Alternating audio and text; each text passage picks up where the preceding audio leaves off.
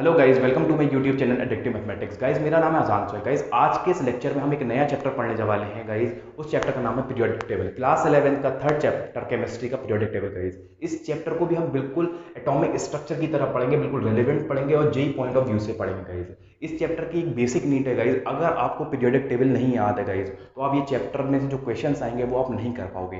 तो जाइए पहले पीरियोडिक टेबल को याद करिए। आप याद कहाँ से करेंगे? तो गाइस, मैंने पीरियोडिक टेबल को पूरा ट्रिक से कवर कर रखा है, सारे ब्लॉक्स कवर हुए, सब कुछ बता रखा है, ए टू जेड, जीरो से लेके हीरो लेवल तक की मैंने पीरियोडिक टेबल में सारे क्वेश्चंस कवर करे हैं। तो नीचे डिस्क्रिप्शन बॉक्स में लिंक मिल जाएगा। तो गाइस, ये देखते हैं हम अपना लेक्चर नंबर 1। गाइस, बिल्कुल रेलिवेंट पढ़ने वाले हैं।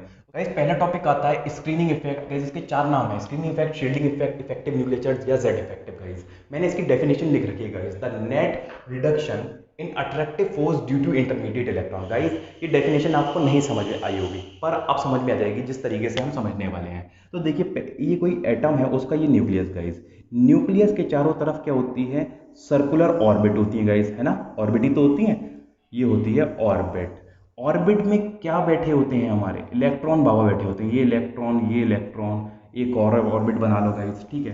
तो हमें मालूम है कि पहली ऑर्बिट में कितने इलेक्ट्रॉन होते हैं? दो, इसमें 8, इसमें 18 और फोर्थ वाली में 32। पर मैंने यहाँ पे गाइस, यहाँ पे एक एक इलेक्ट्रॉन ही डोनेट किया है। और भी हैं सारे, इसमें एक और है, इसमें 7 और हैं। तो यहाँ देखिए समझने के लिए, ये हमारा न्यूक्लियस है एटम का, और ये आउटर मोस्ट इलेक्ट्रॉन है गाइस। न्यूक्लियस पॉजिटिवली चार्ज है और जो इलेक्ट्रॉन है उस पर निगेटिव चार्ज है गाइस। तो पॉजिटिव निगेटिव अट्रैक्ट करेंगे या रिपेल करेंगे? तो opposite sex attract each other, तो सिमिलर है, अपोजिट चार्ज भी अट्रैक्टिव होंगे गाइस। तो ये जो न्यूक्लियस है और इलेक्ट्रॉन, आउटर मोस्ट इलेक्ट्रॉन, इनके बीच में कौन सा फोर्स लगता होगा गाइस? अट्रैक्टिव फोर्स लगता होगा, है ना, अट्रैक्टिव तो ही लगता होगा।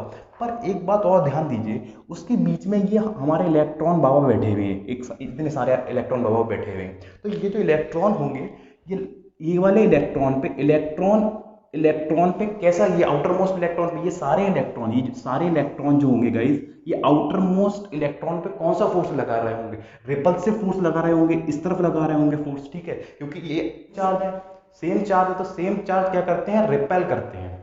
तो यहाँ पे जो अट्रैक्शन फोर्स है गाइस, इन इंटरमीडिएट इलेक्ट्रॉन की वजह से वो कम हो जाएगा गाइस। जिस फिनोमिना की वजह से ये जो अट्रैक्टिव फोर्स कम होगा आउटर मोस्ट इलेक्ट्रॉन न्यूक्लियस के बीच में, उसी को हम बोलते हैं screening effect, shielding effect, effective nuclear charge या जेड इफेक्टिव। गाइस, तो मैंने ये डेफिनेशन दे रखी है, the net reduction in attractive force due to intermediate electron. Guys, उसके लिए गाइस यहाँ एक फॉर्मूला दे रखा है गाइस, जेड इफेक्टिव का। गाइस, इसी का स्क्रीनिंग इफेक्ट, जेड इफेक्टिव होता क्या है? Z minus sigma. गाइस, यहाँ जेड क्या है गाइस? ये है हमारा एटॉमिक नंबर। गाइस, कोई भी एलिमेंट होगा गाइस, उसका एटॉमिक नंबर होगा ये।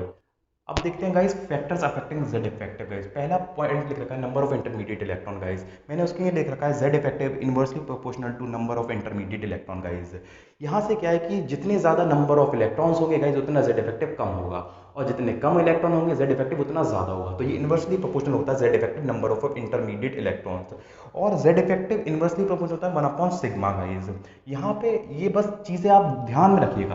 पर क्वेश्चन सॉल्व करने के लिए गाइस, हमेशा जेड इफेक्टिव को हम क्या मानेंगे? अट्रैक्टिव फोर्स मानेंगे, और सिग्मा को क्या मानेंगे? रिपल्सिव फोर्स मानेंगे। इससे जो हमारा क्वेश्चन है गाइस, वो बहुत इजी हो जाएगा।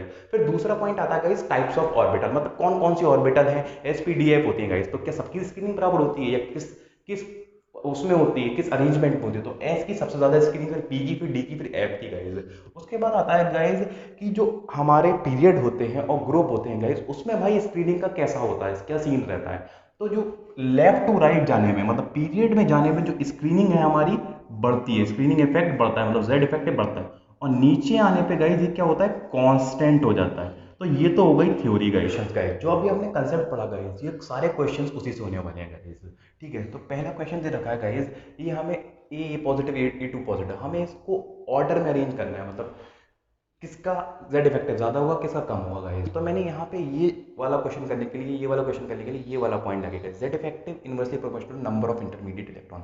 ये देख लो कि नंबर ऑफ इंटरमीडिएट इलेक्ट्रॉन सबसे ज्यादा किस में है गाइस, उसमें जेड इफेक्टिव सबसे ज्यादा कम हो जाएगा। तो यहाँ पे देखो गाइस, ए कोई एटम है गाइज, यहाँ से एक निकल गया इलेक्ट्रॉन, यहाँ से दो निकल गए, तो बताओ यहाँ पे सबसे ज़्यादा कम इलेक्ट्रॉन है, तो इसका जेड इफेक्टिव क्या होगा, ज़्यादा होगा। तो ऑर्डर क्या हो जाएगा गाइज, ये हो जाएगा ऑर्डर। फिर दूसरा क्वेश्चन देखो गाइज, ए नेगेटिव A2 नेगेटिव गाइज, यहाँ पे ए है, यहाँ पे एक इलेक्ट्रॉन और आ गया, यहाँ पे दो इलेक्ट्रॉन आ गए, तो सबसे ज़्यादा इलेक्ट्रॉन गाइज किस में है, इसमें है, तो इसका जेड इफेक्टिव कम हो जाएगा गाइज। तो ए का सबसे ज़्यादा हो जाएगा, क्योंकि ए में जो इलेक्ट्रॉन है, नंबर ऑफ इलेक्ट्रॉन्स वो कम है, number of intermediate electrons. Guys एक पॉइंट रखा है मैंने, for iso electronic species guys, यहाँ से जब भी स्क्रीनिंग इफेक्ट में से डायरेक्ट जेई में या नीट में क्वेश्चन पूछा जाएगा गाइज, इस पॉइंट से पूछा जाएगा, for iso electronic species guys. Iso electronic species कौन सी होती है, आइसो बोले तो सेम, इलेक्ट्रॉनिक का मतलब हुआ इलेक्ट्रॉन, मतलब वो स्पीशीज जिसमें नंबर ऑफ इलेक्ट्रॉन्स गाइज वो सेम हो, उसको बोलते हैं आइसो इलेक्ट्रॉनिक स्पीशीज। तो आइसो इलेक्ट्रॉनिक स्पीशीज के लिए जो हमारा जेड इफेक्टिव होगा वो डायरेक्टली प्रोपोर्शनल होगा जेड। जेड क्या है गाइज, यहाँ पे मैंने लिख रखा है एटॉमिक नंबर। तो देखो गाइज तीसरा चौथा क्वेश्चन इस पॉइंट पे बेस्ड, अगर आपको ये पॉइंट नहीं पता होगा तो आप थर्ड और फोर्थ क्वेश्चन गलत कर दोगे गाइज। देखो Na positive, Mg2 positive, Al3 positive. Sodium का जो एटॉमिक नंबर होता है वो 11, मैग्नीशियम का होता है 12, एल्यूमिनियम का होता है 13 गाइज। सोडियम में से एक इलेक्ट्रॉन निकल गया, मतलब 11 में से एक निकल गया, तो बचे कितने यहाँ पे इलेक्ट्रॉन, 10। यहाँ पे Mg2 पॉजिटिव में से दो इलेक्ट्रॉन निकल गए, तो बचे कितने, 10। यहाँ पे 13 में से 3 निकल गए इलेक्ट्रॉन, कितने बचे, 10। तो देखो ये आइसो इलेक्ट्रॉनिक है या नहीं, मतलब 10 10 10 10 नंबर ऑफ इलेक्ट्रॉन्स जो है गाइस वो सेम है। तो आइसो इलेक्ट्रॉनिक स्पीशीज में Z effective directly proportional to Z, मतलब एटॉमिक नंबर जिसका ज्यादा होगा उसी का जेड इफेक्टिव भी ज्यादा होगा। तो Al3 पॉजिटिव का एटॉमिक नंबर भी ज्यादा, तो इसका जेड इफेक्टिव भी ज्यादा। तो ये हो गया ऑर्डर। फोर्थ वाला पार्ट देखिए गाइस, नाइट्रोजन का जो एटॉमिक नंबर होता है वो गाइस होता है, नाइट्रोजन का जो एटॉमिक नंबर होता है वो होता है 7, ऑक्सीजन का 8, फ्लोरीन का 9 गाइस। तो नाइट्रोजन में 3 एटम और आ गए, तो बचे और कितने इलेक्ट्रॉन हो गए इसके अंदर, 10। ऑक्सीजन में 8 इलेक्ट्रॉन पहले से थे, 2 और आ गए तो 10। यहाँ 9 थे, एक और इलेक्ट्रॉन आ गया 10। तो देखिए guys number of electron same होगा, तो इस ऐसी स्पीशीज जिसमें नंबर ऑफ इलेक्ट्रॉन सेम हो जाए उसे बोलते हैं आइसो इलेक्ट्रॉनिक।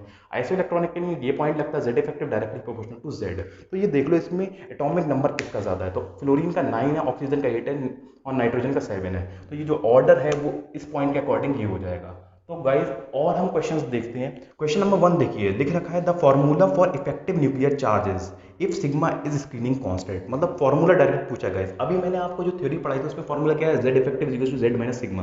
तो option number A is our right answer. Effective nuclear charge in group generally, group में क्या होता है, इंक्रीज होता है, नहीं होता है। मैंने आपको बताया था ग्रुप में कांस्टेंट रहता है। तो गाइस देखिए कौन सा ऑप्शन जो है जिसमें कांस्टेंट आ रहा है, तो थर्ड वाला ऑप्शन जो है option number C remains constant, तो C is our right answer. और guys shielding effect of D electron is guys, उसके लिए 4 ऑप्शन दे रखे हैं। पहला ऑप्शन दे रखा है equal to P electrons guys, screening मैंने बताई थी एस की सबसे ज्यादा, फिर पी की, फिर डी की, फिर एफ से, ठीक है, फिर एफ। तो देखिए यहाँ पे पहला ऑप्शन दे रखा है equal to P electrons, equal to P electrons. D की पी के बराबर है, नहीं है, पी की डी से ज्यादा है, ये पहला ऑप्शन तो गलत हो गया। Much more than P electrons, P से ज्यादा होती है गाइस, ये भी गलत हो गया, ठीक है। As same as F electron, F के बराबर नहीं होती है, एफ से कम होती है गाइस।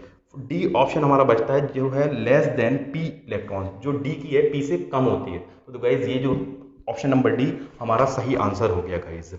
तो गाइज अगर वीडियो पसंद आई हो तो गाइज प्लीज़ इस वीडियो को अपने दोस्तों में शेयर करिएगा, और मिलते हैं नेक्स्ट वीडियो में एटॉमिक रेडियस के साथ। एक बहुत ही धमाकेदार और कंसेप्ट पढ़ाएंगे। तब तक के लिए have a good day, bye bye.